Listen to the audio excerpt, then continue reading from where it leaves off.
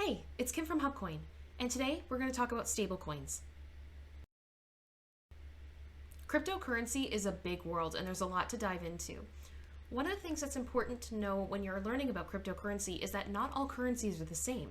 Some of them are designed to do different things, and we're going to talk about one of those types today, stablecoins.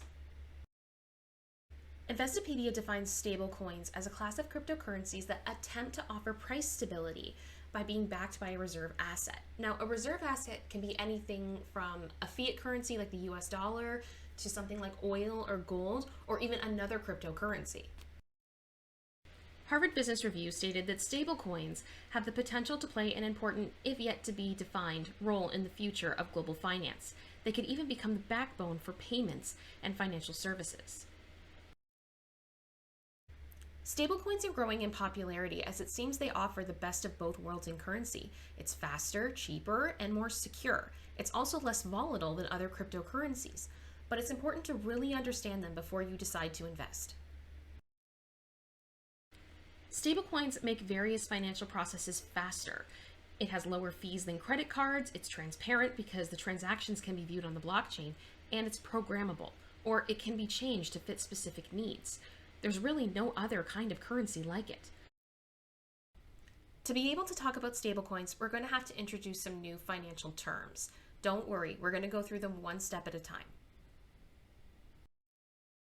Fiat currency is money that is backed by the government that issues it, and it dictates the stability of the value.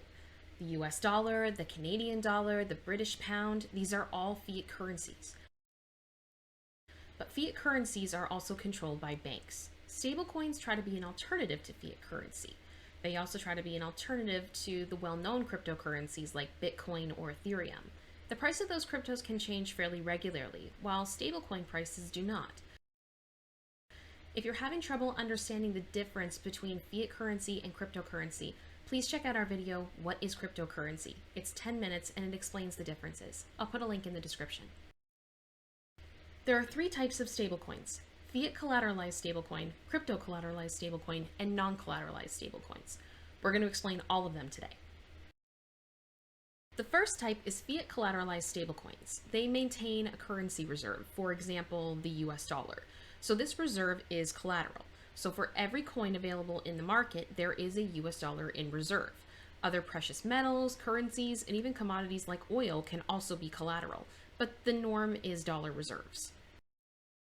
Because a stablecoin's value is dependent on the reserve, it's crucially important that an independent custodian is regularly auditing the reserve. Whatever stablecoin you choose to invest in, please familiarize yourself with this process. HubKoin offers USDT or Tether, and we're going to talk about them more in another video. The second type is crypto-collateralized stablecoins. They're like fiat collateralized, but they are backed by other cryptocurrencies. In this case, it's also important to understand the reserves of the currency, as these coins tend to be more volatile in nature, as cryptocurrencies fluctuate in value.